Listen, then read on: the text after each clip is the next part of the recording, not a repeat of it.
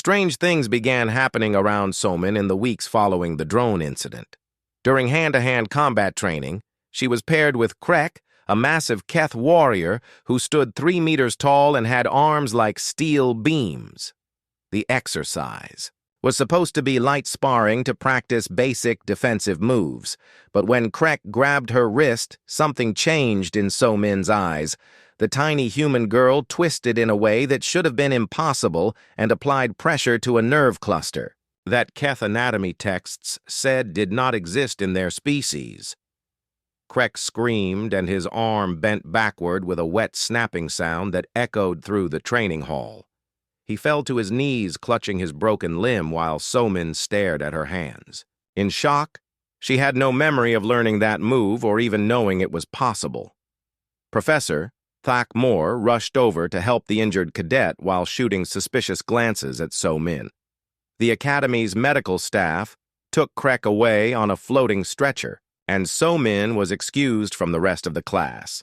But she could feel everyone watching her as she walked out, wondering what other deadly surprises the quiet human might be hiding in tactical strategy classes.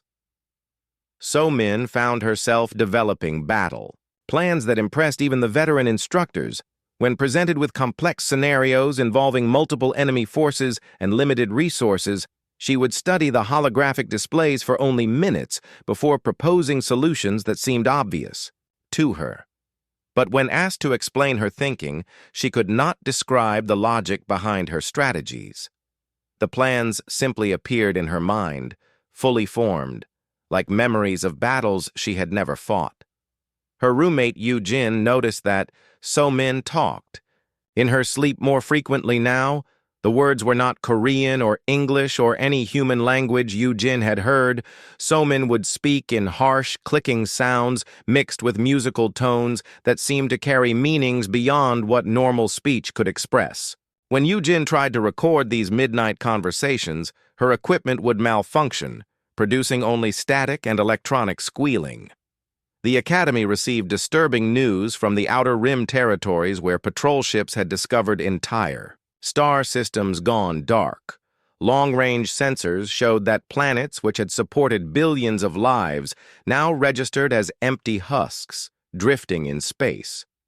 The few survivors found floating in escape pods told stories that made seasoned military officers pale with fear. They spoke of creatures that emerged from the void between galaxies, massive bioships that moved like living things and consumed everything in their path. These devourers, as the refugees called them, were unlike any known alien species. They did not conquer or enslave civilizations. They simply ate them, absorbing every trace of organic and technological matter until nothing remained but dead rock floating in space. The Galactic Council called emergency sessions as reports came in from dozens of different sectors. The Devourers seemed to be everywhere at once, striking without warning and leaving no survivors to explain their tactics or weaknesses. Some council members suggested that this was a natural disaster like a plague that would eventually burn itself out. Others believed they faced an invasion force unlike anything the galaxy had ever seen. Commander Voltar received daily intelligence briefings that painted an increasingly grim picture. The Devourers were not random in their attacks. They targeted systems with the highest populations first, as if they were following some kind of harvest schedule. Each consumed world made them stronger and faster. The Council's military advisors estimated that, at their current rate of expansion, the creatures would reach the core worlds within 6 months. During an advanced combat exercise, Somin's squad was taken to a restricted section of the academy that most cadets never saw. The corridors here were lined with heavy security doors and warning signs in multiple languages. Their instructor was Commander Vex, a scarred Thorian veteran who had fought in more wars than most species had recorded. History Vex led them to a specialized containment chamber, where Academy researchers studied captured enemy technology and biological samples. The chamber's walls were lined with force field generators, and the air itself hummed with defensive energy. In the center of the room, held in a cage of pure light, was something that made several cadets step backward in fear. The creature was roughly humanoid in shape, but its skin looked like living metal that shifted and flowed constantly. Its eyes were dark holes that seemed to absorb light rather than reflect. When it moved, the air around it became thick and heavy, like the atmosphere was being consumed. The nameplate on its containment unit read, Devourer Scout, Specimen 7, Extreme Caution. Commander Vex explained that this scout had been captured. During a raid on an Outer Rim research station, it had been heavily sedated and its feeding appendages had been surgically removed, but it was still considered extremely dangerous. The purpose of today's exercise was to observe enemy behavior patterns and learn to recognize devourer tactics in combat situations. The moment So-Min entered the containment area, the creature's eyeless head turned toward her with mechanical precision. Its mouth opened, revealing rows of teeth that looked like spinning metal blades, and it spoke in a voice that sounded like grinding machinery mixed with screaming wind. The words it used were not in any known language, but somehow everyone in the room understood their meaning. Weapon child awakens, it said while staring. Directly at So-Min, old enemy stirs in new flesh. Harvest comes early because the sleeping hunter wakes. The ancient war begins again, and this time the devourers will feed on the source. The creature's restraints began sparking as power surged through its body. The sedative drugs that should have kept it unconscious for hours were burning away as its metabolism accelerated beyond all previous measurements. Its metal skin started glowing with heat, and the containment field flickered under the strain of holding something that was becoming stronger by the second. So-Min felt that familiar calm descending over her mind as the world seemed to slow down around her. The creature broke free from its cage and launched itself across the chamber, with claws extended toward her throat. But instead of running or screaming, So-Min raised one small hand, and something invisible caught the devourer in midair. The other cadets watched in stunned silence as the massive creature hung suspended, 2 meters away from So-Min's outstretched palm. It thrashed and roared, but could not move any closer no matter how much force it applied.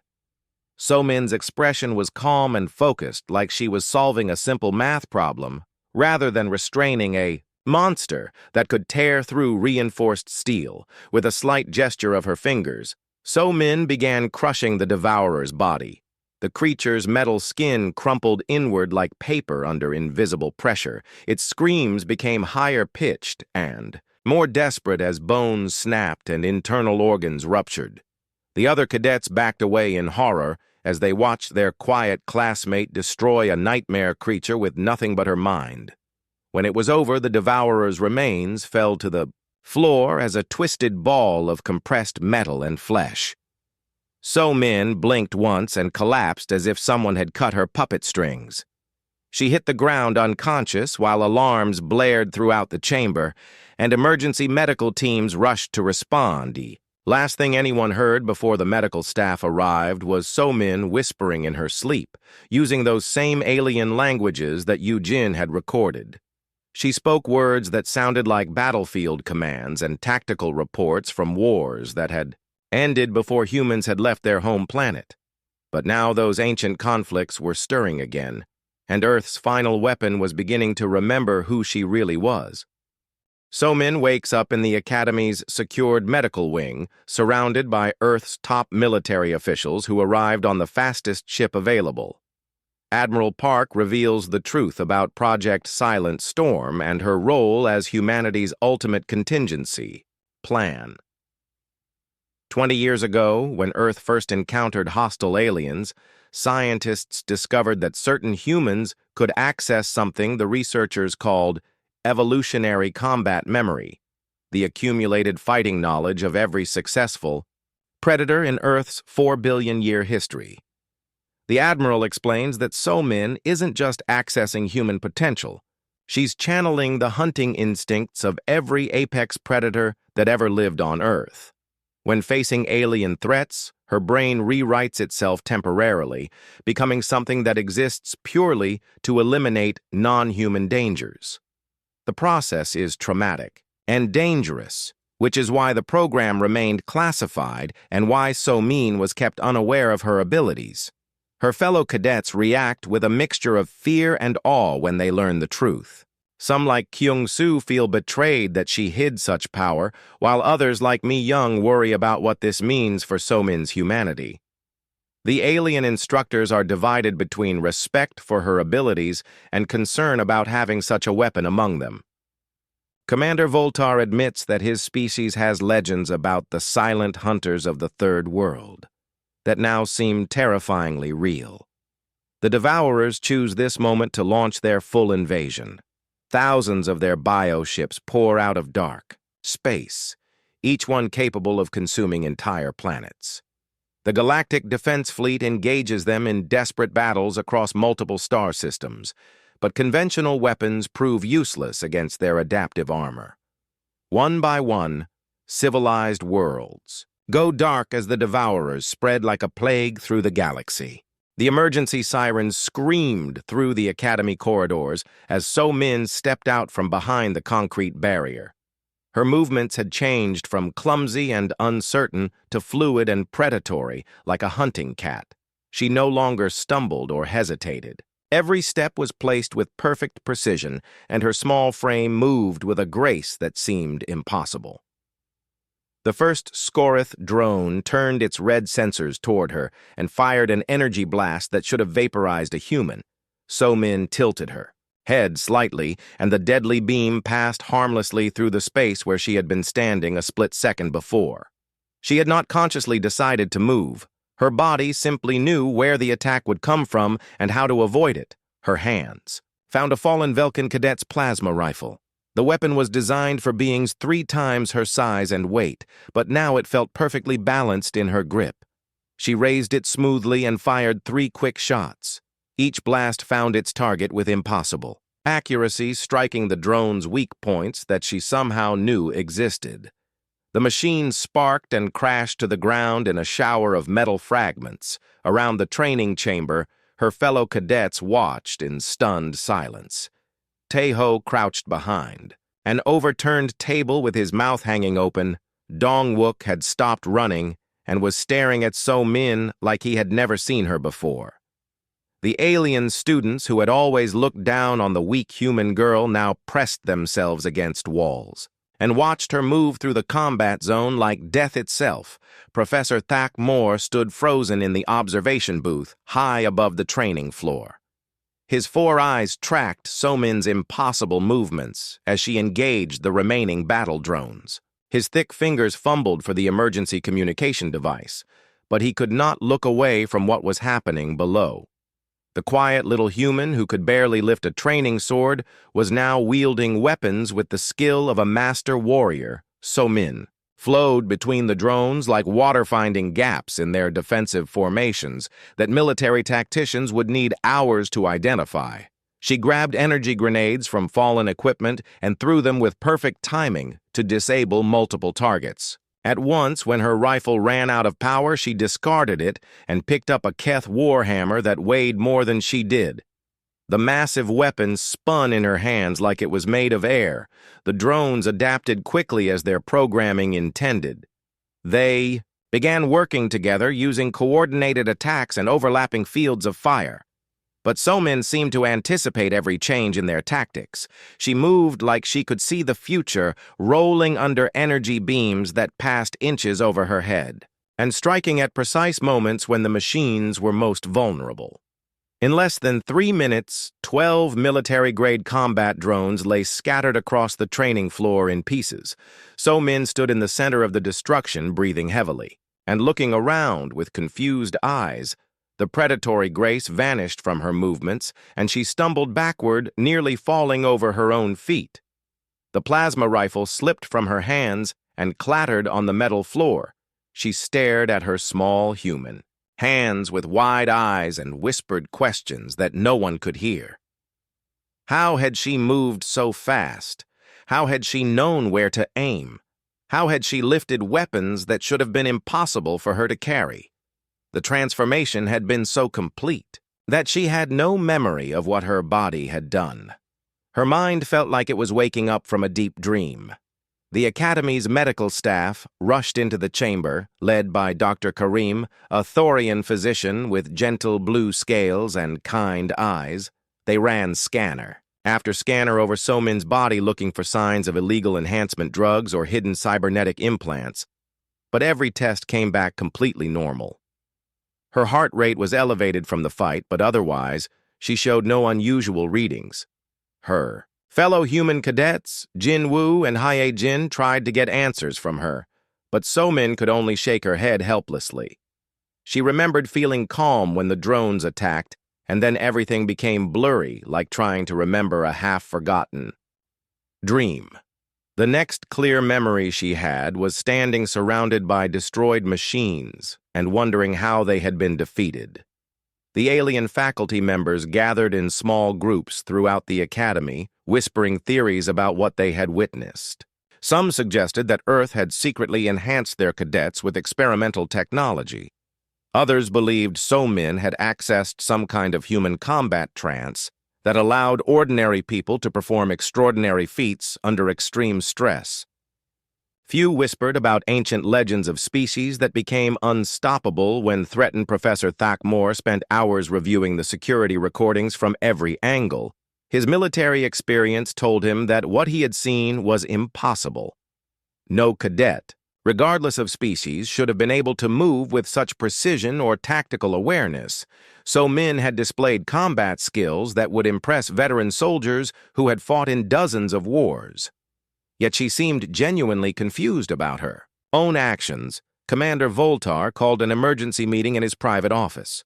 The Academy's stern Thorian leader had commanded space fleets for 40 years and had never seen anything like the footage from the training chamber. He watched the recordings again and again, studying every frame of So-Min's impossible performance. His scaled hands shook slightly as he composed a classified message to Earth Command. The response from Earth arrived within 6 hours, which was impossibly fast. For normal communications, the message was encrypted with codes that Voltar had never seen before and required 3 different authorization keys to decode. When he finally read the contents, his yellow eyes widened and his breathing became shallow. The orders were simple but terrifying. So-Min was to be monitored at all times by specially trained personnel. Her activities were to be recorded and reported daily. Any sign of unusual behavior was to be documented and transmitted immediately. Under no circumstances was she to be told about her true nature or the real reason for the surveillance. The message ended with a warning that made Voltar's blood run cold. Earth Command referred to So-Min not as a cadet or even a soldier, but as Asset 7. Over the following days, So-Min tried to return to her normal routine, but everything felt different. The other cadets looked at her with mixtures of awe and fear during meals. Her alien classmates gave her more space during group exercises and spoke more quietly when she was nearby. Even the instructors seemed uncertain about how to treat her. Professor Thakmor no longer ignored her during lessons, but watched her constantly as if expecting another transformation. So-Min felt the weight of everyone's attention, like a physical pressure. She had always preferred being invisible, but now that was impossible. She tried to act normal, but normal felt wrong somehow. Her reflexes were sharper than before, and she noticed things that had never caught her attention previously. The way people moved revealed their intentions. The sounds they made carried emotional information she had never perceived. Yu-Jin, her roommate, noticed the changes most clearly. So-Min would sit perfectly still, for long periods staring at nothing with an expression of intense concentration. Sometimes she would mutter in her sleep using words that did not sound like any Earth language Yu-Jin had ever heard. When asked about it the next morning, So-Min would look confused and deny remembering any dreams. The Academy's routine continued, but beneath the surface, everyone was waiting. Something had awakened in the quiet human cadet, and no one knew what it meant for the future. The galaxy was about to discover that humanity carried secrets that would change everything. But for now, those secrets remained hidden behind So-Min's confused brown eyes and trembling hands. So-Min sat in the very back corner of the huge classroom and tried to make herself as small as possible. The metal chair was cold against her back and much too big for her tiny human frame. Around her sat dozens of alien cadets who looked like they could crush her with one finger. The Velkin students had thick gray skin and arms like tree trunks. The Thorians had sharp claws and teeth that gleamed when they smiled. The Keth warriors stood nearly 3 meters tall with muscles that rippled. Under their blue scales, Professor Thakmor stomped into the room on his 4 heavy legs. His voice boomed like thunder when he spoke, and his yellow eyes scanned the students with obvious displeasure. Most days he barely looked at the human section of the class. It was like they were not even there. So-Min was fine with that. She did not want his attention anyway. The Galactic Defense Academy floated in the darkness of deep space like a giant metal city. It had been humanity's dream to study. Here among the greatest warriors from across the galaxy Earth had only joined the Galactic Council 5 years ago, and humans were still trying to prove they belonged. The Academy took the best fighters from every world and turned them into the elite forces that protected civilized space. So-Min wondered every day why she was here. Her test scores were nothing special. Her physical training results were terrible compared to the aliens. She could barely lift the standard weapons that other species used like toys. When the Velkin cadets did their strength exercises, she had to use the children's equipment just to participate. The other humans like Taeho and Dongwook at least excelled in technical subjects or strategy classes. So-Min felt average at everything. During combat training, she watched from the sidelines as massive aliens threw each other around like dolls. Professor Thakmor would demonstrate moves that would snap human bones like twigs. Then he would tell the class to practice. And So-Min would try her best not to get accidentally killed by her sparring partners. The alien cadets were usually careful around humans, but accidents happened, and human bodies were fragile. The worst part was not the physical differences. It was the looks. The other cadets did not say anything mean, but So-Min could see it in their eyes. They wondered why Earth had sent such a weak specimen to represent their species. Some of the Keth students had started calling her Little Ghost because she was so quiet and seemed to disappear into the background during group activities. So-Min's roommate was another human named Yu-Jin, who tried to be encouraging. Yu-Jin was good at engineering and spent most of her time working on technical projects. She would tell So-Min that everyone had different strengths and that maybe So-Min just had not found hers yet. But So-Min was starting to think her strength was being forgettable. The Academy's daily routine was brutal. Morning physical. Training left So-Min exhausted before breakfast. Tactical studies filled the afternoon with complex battle scenarios that made her head spin. Evening combat practice was 3 hours of trying not to embarrass herself in front of beings who were born to fight. By the time she collapsed into her narrow bunk each night, she felt like giving up and going home to Earth. What So-Min did not know was that her genetic code carried something extraordinary. Hidden deep in her DNA was a sequence that appeared in roughly 1 human out of 10 million Earth scientists had discovered it during humanity's first contact with hostile aliens 20 years earlier. They called it the Apex gene, and it was humanity's most closely guarded secret. The gene lay dormant in normal circumstances. It would never activate during peaceful times or when facing human opponents. But when a carrier encountered non-human threats that posed genuine danger to their survival, something ancient would wake up. The human nervous system would rewrite itself, temporarily accessing what researchers termed evolutionary combat memory. Every successful hunting instinct from Earth's 4 billion-year history would flood through the carrier's consciousness, turning them into something that existed purely to eliminate alien dangers. Project Silent Storm had identified dozens of potential carriers over the years, but most were too old or psychologically unsuitable for military service. So-Min had tested positive. At age 16 during routine medical screening, her scores were perfect. She was young enough to train, but old enough to handle the psychological stress. Her personality profile showed remarkable mental stability and an unusual ability to remain calm under pressure. The project directors had arranged for So-Min to attend the academy without her knowledge. They wanted to see how the gene would develop in a high-stress environment surrounded by potential threats. The plan was to monitor her carefully and intervene if her abilities manifested too early or too violently. Earth Command knew that if the galaxy discovered humanity possessed such weapons, there would be panic or worse. Some species might decide to eliminate humans before they became too dangerous. So-Min had no idea that every stumble in training, every moment of seeming weakness, was being carefully recorded and analyzed. Medical staff, disguised as regular academy personnel, took samples of her blood and monitored her brain activity. Her instructors received regular reports about her progress, though they did not know what they were really watching for. On the day everything changed. So-Min woke up feeling different. She could not explain what was wrong, but something felt off during morning exercises. The usual ache in her muscles was not there. Her reflexes seemed sharper somehow.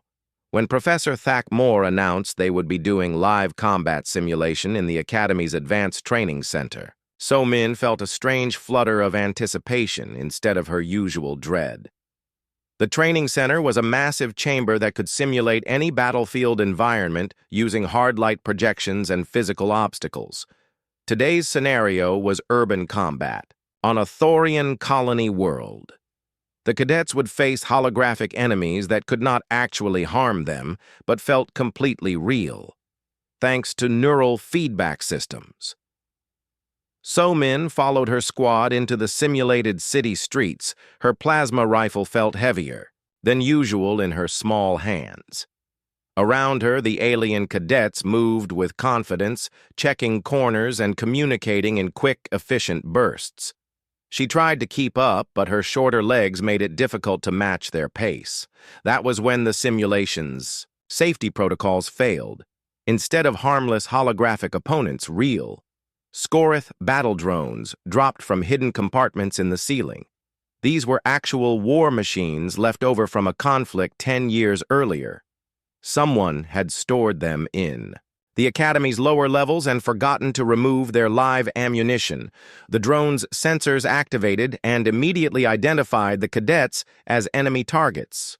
The first drone's energy blast melted a hole through the wall inches from Tejo's head. The second drone's claws raked across a Velkan cadet's armor, leaving deep scratches in metal designed to stop high-powered weapons. Suddenly, the training exercise became a fight for survival as 12 combat drones spread throughout the chamber, hunting the terrified students.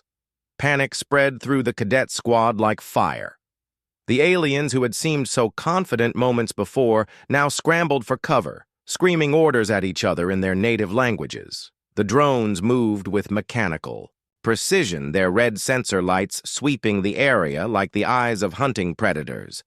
So-Min pressed herself against a concrete barrier and felt her heart rate slow instead of speed up. Time seemed to stretch and become elastic. Around her, the chaos continued, but she found herself studying each drone's movement pattern with perfect clarity. She could see exactly where they would move next, how they would react to different threats, which ones were damaged and vulnerable.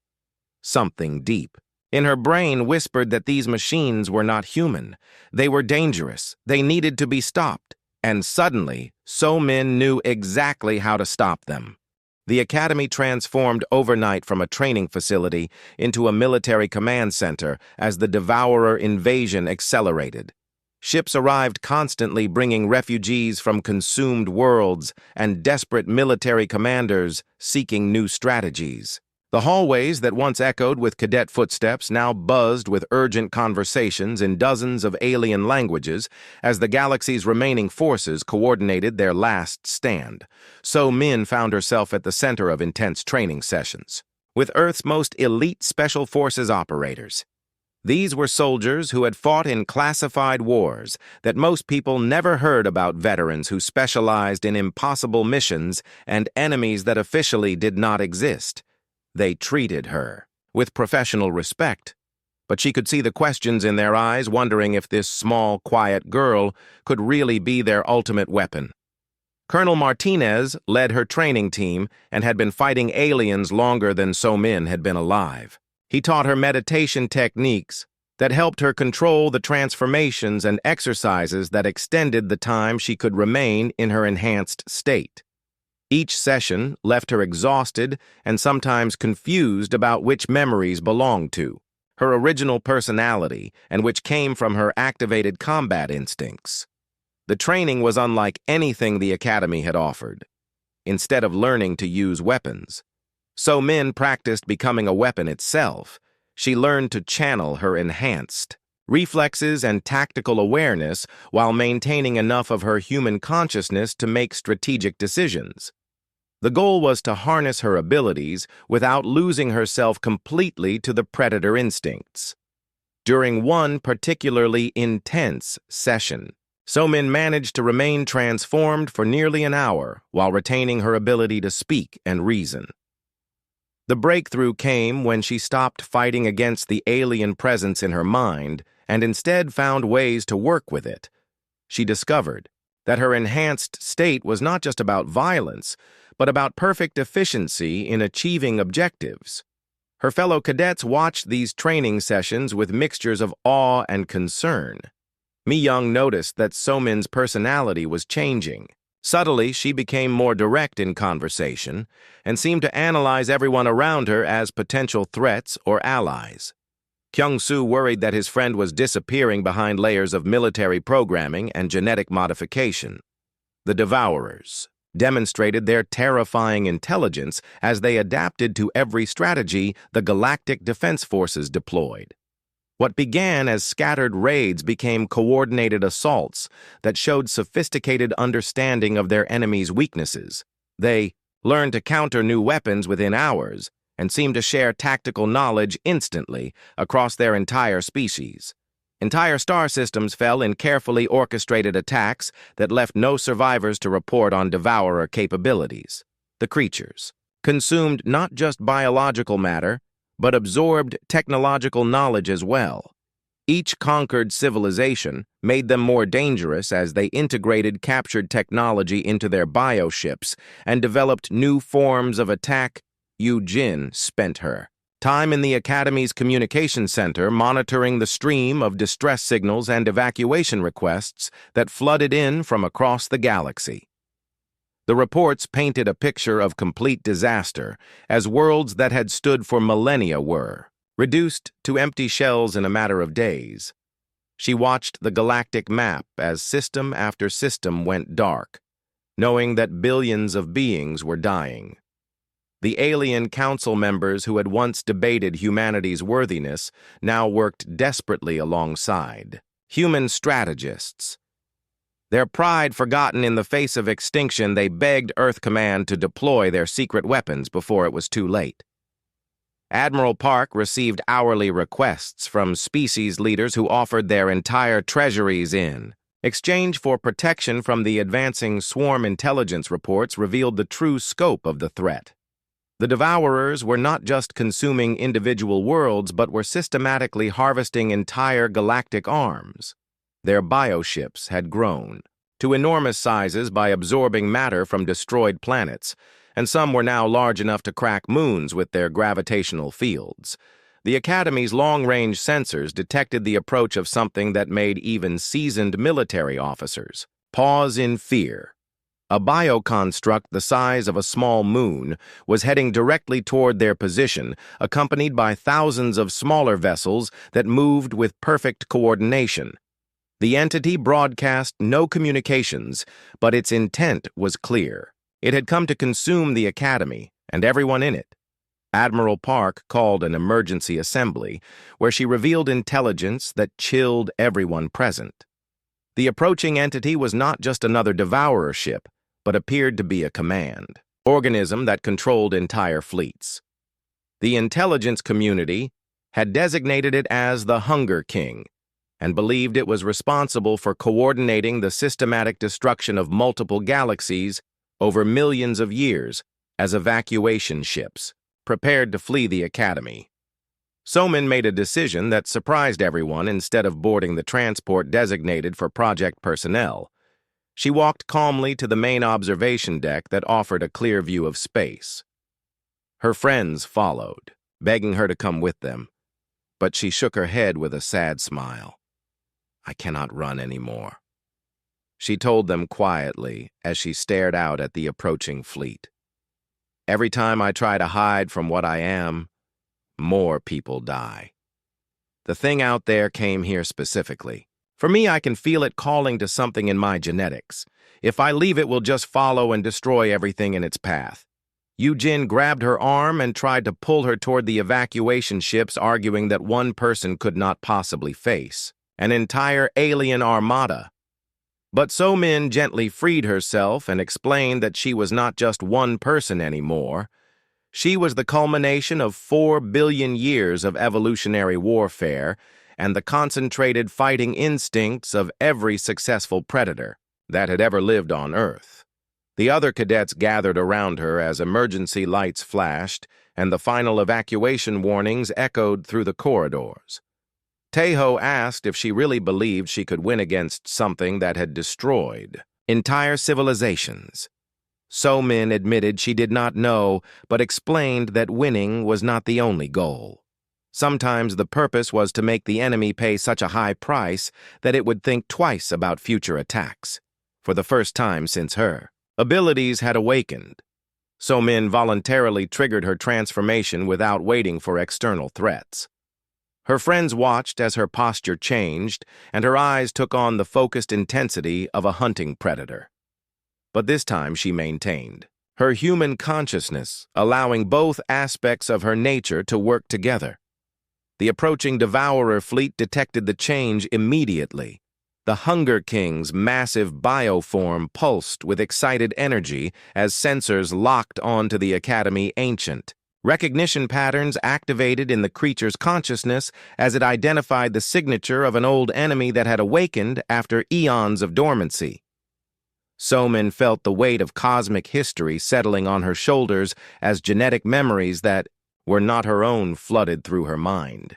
She saw glimpses of wars fought between her ancestors and these creatures, conflicts that had raged across multiple galaxies before either humans or devourers had developed interstellar travel. The battle, about to begin, was not just about saving the current galaxy, but about settling a grudge that was older than most civilizations, as her friends reluctantly boarded the evacuation ships. Somin remained at the observation window watching the approaching fleet and feeling ancient instincts prepare for the fight of her life. The quiet cadet who had once tried to disappear in the back of classrooms was gone, replaced by something that existed purely to protect everything she cared about, regardless of the cost to herself. The battle that followed became legend across the galaxy, though few beings who witnessed it could properly describe what they had seen. Somin did not simply transform into her enhanced state. She evolved beyond what anyone had thought possible. Her consciousness expanded to encompass not just Earth's predators, but the fundamental drive to survive and protect that defined all living things when the Hunger King's massive bioform reached the Academy. Somin met it not with weapons or technology, but with something far more primitive and powerful. She became a living embodiment of the will to exist, channeling 4 billion years of evolutionary pressure into a form that could face extinction-level threats. The Academy's observation deck shattered as her presence warped space around her. The fight took place across multiple dimensions simultaneously. The physical battle saw Somin growing to match the Hunger King's enormous size, her human form expanding into something that could grapple with a creature the size of a moon, but the real conflict occurred in realms of pure thought and genetic memory, where ancient species fought wars that predated matter itself. For 3 days, the combat raged, reshaping solar systems as the two forces clashed. So-Min fought not just the Hunger King, but the accumulated hunger of every devourer that had ever existed. The creature tried to consume her, as it had consumed countless other species, but found that instead of matter to absorb, it encountered an endless supply of evolutionary adaptations.